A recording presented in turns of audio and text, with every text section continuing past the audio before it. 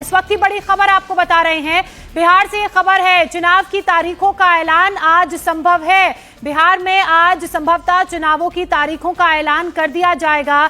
जो chief election officer हैं वो लगातार पिछले कुछ दिनों से बिहार में हैं। बिहार की अलग अलग मान्यता प्राप्त राजनीतिक पार्टियों से मुलाकात कर रहे हैं। इसके अलावा कल प्रशासनिक अधिकारियों से भी उनकी मुलाकात हुई थी। बिहार में शांतिपूर्ण तरीके से चुनाव हो और किस तरह से चुनाव करवाने हैं उसकी तैयारियों की समीक्षा कर रहे थे। ऐसे में अब आज खबर ये आ रही है कि बिहार में चुनावों की तारीखों का ऐलान आज हो सकता है। संभवतः आज तारीखें सामने आ जाएंगी। हालांकि इलेक्शन कमिश्नर की तरफ से ये बात कह दी गई थी कि 21 नवंबर से पहले ही चुनाव संपन्न करा लिए जाएंगे। चाहे बात जेडीयू की जाए या बीजेपी की जाए, तो जेडीयू का कहना है कि एक ही चरण में चुनाव कराए जाएं। वहीं बीजेपी का कहना है एक या तो उससे ज्यादा 2 चरणों में चुनाव संपन्न हो जाने चाहिए।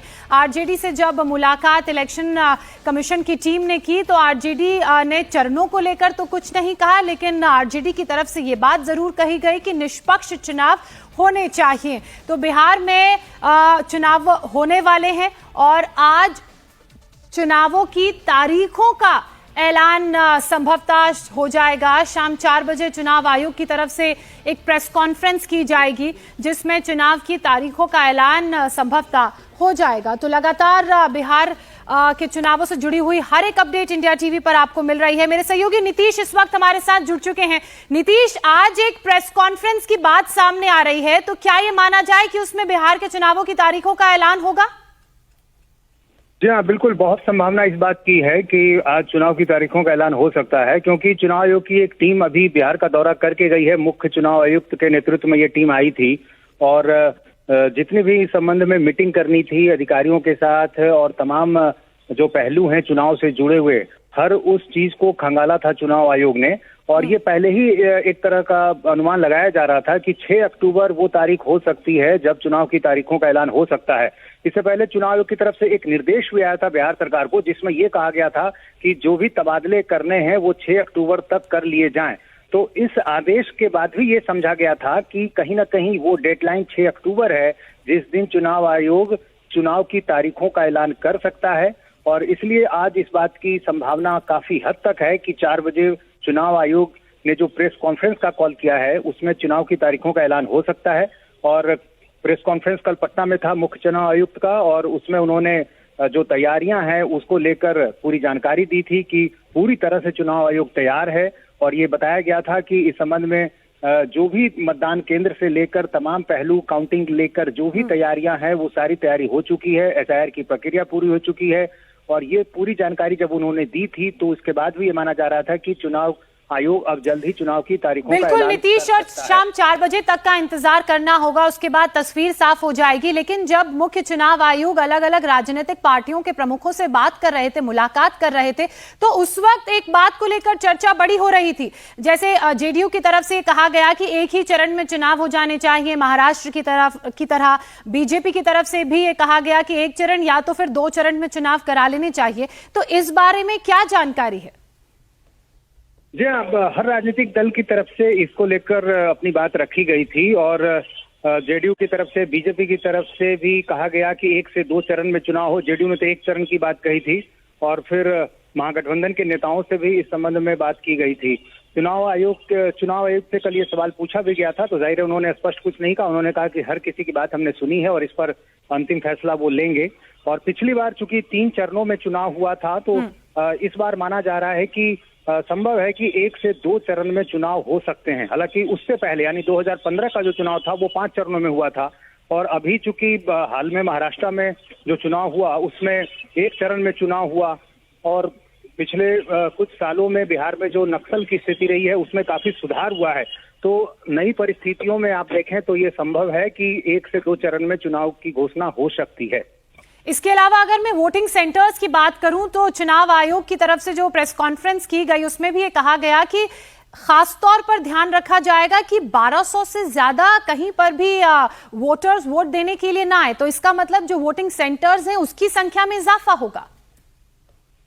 जी हाँ, इस बात की व्यवस्था इस बार की गई है और 1200 से अधिक मतदाता किसी भी बूथ पर न हो इसको लेकर निर्देश दिए गए हैं। और यही कारण है कि जो नए मतदाता कहीं जुड़े हों या जहां पहले से मतदाताओं की संख्या 1200 से अधिक थी, तो ऐसे अतिरिक्त मतदाताओं को दूसरे बूथ पर शिफ्ट कर दिया गया है। तो जाहिर है उस वजह से मतदान केंद्रों की जो संख्या है वो बढ़ी है। करीब 90,000 से अधिक ऐसे मतदान केंद्र हैं पूरे बिहार में जहां पर मतदान होगा। और इसके अलावा कई और नए जो इस बार प्रावधान हैं, जो नई व्यवस्थाएं की गई हैं, चाहे वो पोस्टल बैलेट को लेकर हो, जिसमें पहले जो प्रावधान थे उसकी गिनती को लेकर उसमें थोड़ी तब्दीली की गई है।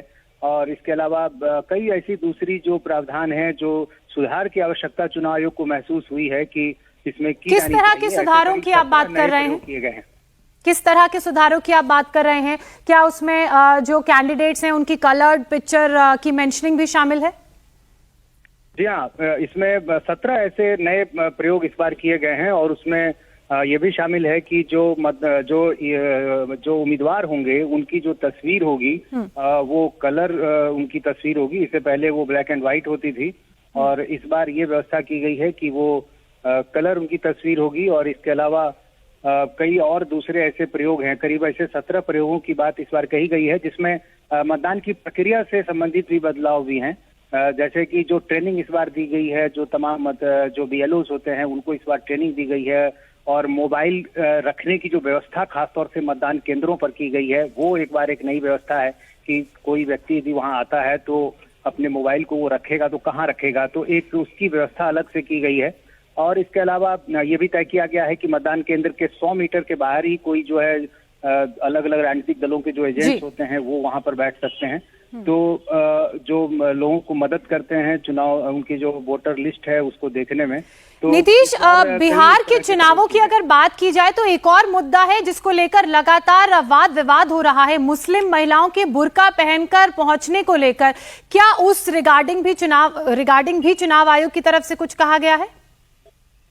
जी हाँ, कल ये सवाल किया गया था मुख्य चुनाव आयुक्त से, चूंकि चुनाव आयुक्त की जो मीटिंग हुई थी राजनीतिक दलों के साथ पटना में, उसमें बीजेपी की तरफ से ये सवाल रखा गया था कि जो बुर्का में महिलाएं आती हैं उनकी जांच की जानी चाहिए। तो चुनाव आयोग ने इस पर यही कहा है कि इस संबंध में नियम पहले से तय हैं और उन्हीं तय नियमों के आधार पर पूरा जो प्रोसेस है वोटिंग का, इलेक्शन का, वो फॉलो होगा। बने रहिए आप हमारे साथ। इस वक्त शोएब रजा भी हमारे साथ जुड़ चुके हैं। शोएब, आज का दिन बड़ा महत्वपूर्ण है और हर कोई आज की तारीख का इंतजार कर रहा था। संभवतः 4 बजे जो प्रेस कॉन्फ्रेंस होगी उसमें बिहार इलेक्शंस की तारीखों का अनाउंसमेंट हो जाएगा। बिल्कुल, देखिए इलेक्शन कमीशन ने इस बात को कंफर्म भी किया है कि आज ही तारीखों का ऐलान होने जा रहा है, इसीलिए ये प्रेस कॉन्फ्रेंस शाम 4 बजे विज्ञान भवन में दिल्ली में बुलाई गई है क्योंकि 2 दिनों तक पूरी समीक्षा की गई, अधिकारियों से बातचीत की गई, तमाम जो एजेंसीज है जिनकी ड्यूटीज़ लगनी है, जो भी विभाग है उन तमाम लोगों से बातचीत पटना में की गई। और खुद मुख्य जो चुनाव आयुक्त थे ज्ञानेश कुमार, वो पहुंचे हुए थे। उन्होंने हालात का जायजा लिया, सुरक्षा से रिलेटेड भी जो बातचीत थी पूरी कर ली गई। और उसके बाद ये अंदाज़ा था, क्योंकि कल प्रेस कॉन्फ्रेंस बिहार में पटना में की गई थी, लेकिन उसमें पहले से इलेक्शन कमीशन की तरफ से बता दिया गया था कि जो तैयारियां हमारी है और ख़ास तौर पर जो SIR का जो इशू है उन तमाम चीज़ों को लेकर बातचीत वहां पर की जाएगी। और उसके बाद जब दिल्ली लौटेंगे, दिल्ली में प्रेस कॉन्फ्रेंस की जाएगी और बिहार की जो तारीख है चुनाव की, उनका ऐलान किया जाएगा। तो अभी थोड़ी देर पहले इलेक्शन कमीशन ने इस बात को कहा कि तमाम जो मीडिया है उनको भी बुलाया गया है शाम 4 बजे और प्रेस कॉन्फ्रेंस की जानकारी दी गई। और उसमें बाकायदा फिर हमने अपने जो सोर्सेज हैं उनसे कंफर्म किया तो पता यही चला कि तारीखों का ऐलान आज किया जाएगा, क्योंकि कल ये बात भी कही थी जो मुख्य चुनाव आयुक्त थे उनकी तरफ से प्रेस कॉन्फ्रेंस के दौरान कि 22 जो नवंबर है उससे पहले तमाम जो काम है वो पूरे होने हैं, यानी कि चुनाव होना भी है, रिजल्ट भी आना है, कितने फेज में होगा, इन तमाम चीज़ों को लेकर आज ऐलान किया जाएगा इलेक्शन कमीशन की तरफ से। लेकिन जिस तरह से हम JDU और BJP के नेताओं से लगातार बातें सुन रहे हैं और इलेक्शन कमीशन की तरफ से भी ये बात कही गई है कि जो पॉलिटिकल पार्टीज है, क्योंकि पॉलिटिकल पार्टीज के जो नुमाइंदे थे उन लोगों से भी मुलाकात इलेक्शन कमीशन की वहां पर जो अधिकारी गए थे उनकी हुई, तो उनकी तरफ से कहा जा रहा है कि कम से कम फेज में ये चुनाव होने चाहिए बिहार के, क्योंकि छठ पूजा का त्यौहार भी है, दिवाली भी है और इस दरमियान में इलेक्शन भी बिहार में होने हैं। तो इन तमाम बातों का ख्याल रखा जाएगा आज जब चुनाव की तारीखों का ऐलान होगा। देखना यही होगा कि कितने फेज में होते हैं, क्योंकि हो सकता है कि जिस तरह की आशंका जाहिर की गई थी, पहले से ही जो बात कही जा रही है कि कम से कम फेज में चुनाव वहां पर होंगे, तो देखना ये होगा कितने फेज में इलेक्शन कमीशन वहां पर चुनाव कराता है। 4 तो बजे जब चुनाव आयोग की प्रेस कॉन्फ्रेंस होगी तो तब ना सिर्फ बिहार के चुनावों की तारीखों का पता चलेगा, लेकिन यह भी पता चलेगा कि इस बार बिहार में जो विधानसभा का चुनाव है वो कितने चरणों में होगा। और इसके अलावा आज के अगर बिहार के सियासी हलचल की बात करें तो उसकी भी एक झलक हमारे दर्शकों को दिखा देते हैं। ये 6 तस्वीरें इस वक्त आपके सामने हैं। आज बड़ा ही हलचल भरा दिन बिहार में रहने वाला है, क्योंकि 21,000 महिलाओं को सीएम नीतीश कुमार सौगात देने वाले हैं।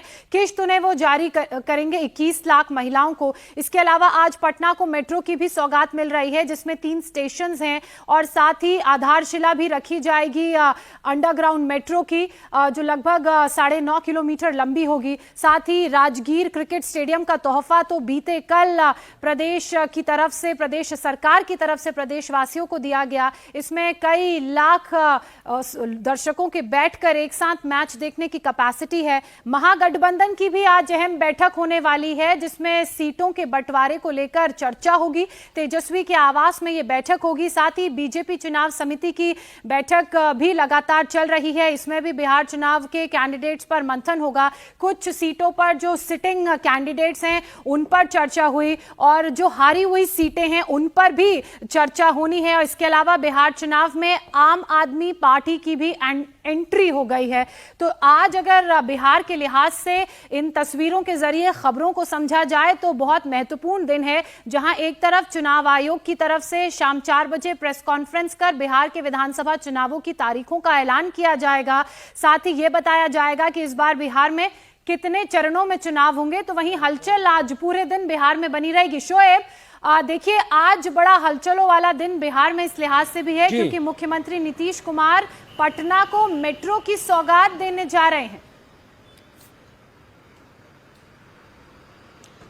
देखिए ये जो भी चीजें हैं, क्योंकि आज एक तरीके से आचार संहिता का भी लग जाएगी। आचार संहिता भी 4 बजते ही जब ऐलान होगा, जाहिर सी बात है कि तमाम जो काम है उससे पहले ही पूरे करने पड़ेंगे।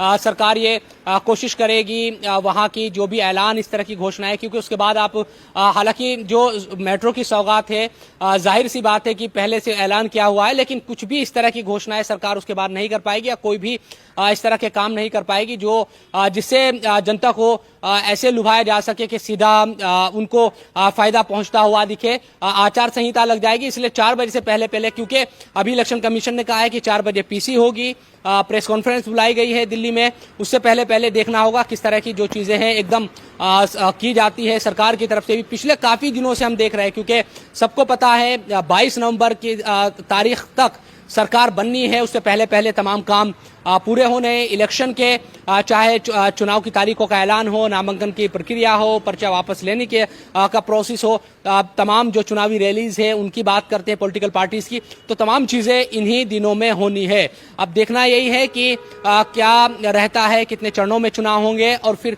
कौन सी वो तारीख होगी जो इम्तिहान का रिजल्ट लेकर आएगी पॉलिटिकल पार्टीज के लिए और बिहार की जनता ने किसको चुना है ये बताएगी।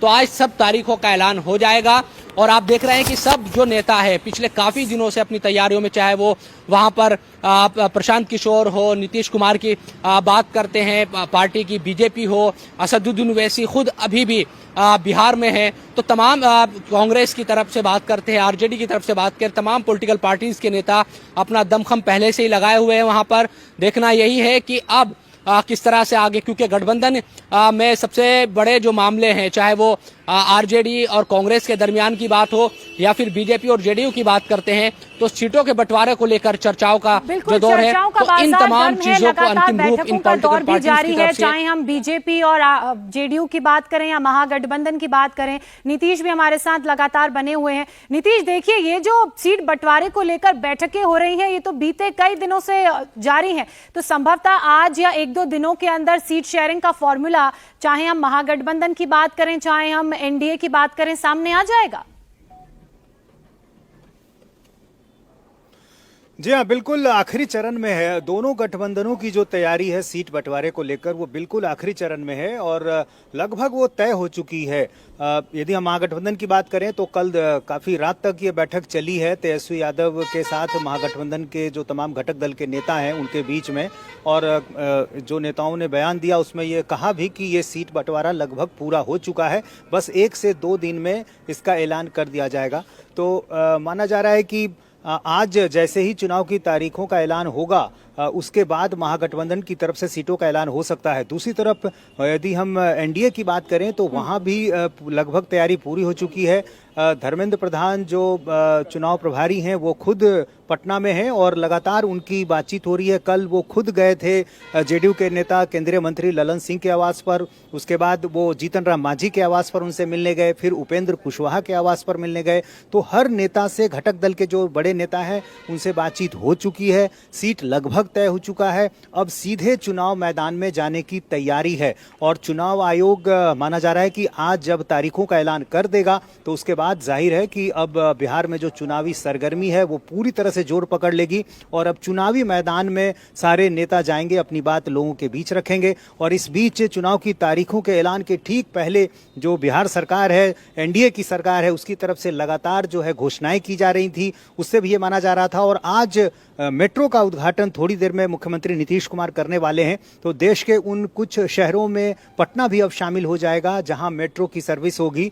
तो चुनाव के पहले पूरी कोशिश की है एनडीए सरकार ने बड़ी सौगातें देने की, और आपने देखा होगा कि लगातार घोषणाएं हो रही हैं और सबको चूंकि इस बात का अंदेशा था कि अब चुनाव की तारीखों का ऐलान हो सकता है, कोड ऑफ कंडक्ट लग सकता है, और ऐसी स्थिति में लगातार जो है घोषणाएं की जा रही है। और शायद आज ये घोषणा जो है वो आखिरी घोषणा हो सकती है जिसमें मेट्रो का उद्घाटन होगा। बिल्कुल ठीक कह रहे हैं आप। जैसे ही चुनावों की तारीखों का ऐलान हो जाएगा उसके बाद से बिहार में कोड ऑफ कंडक्ट लग जाएगा, आचार संहिता लग जाएगी और उसका उल्लंघन करना संभव नहीं हो पाएगा। और यही कारण है कि जो तमाम राजनीतिक दल हैं वो 4 बजे से पहले तमाम जो घोषणाएं उनकी तरफ से की गई थे, जो वादे उनकी तरफ से किए गए थे, उसके लिहाज से ऐलान करें।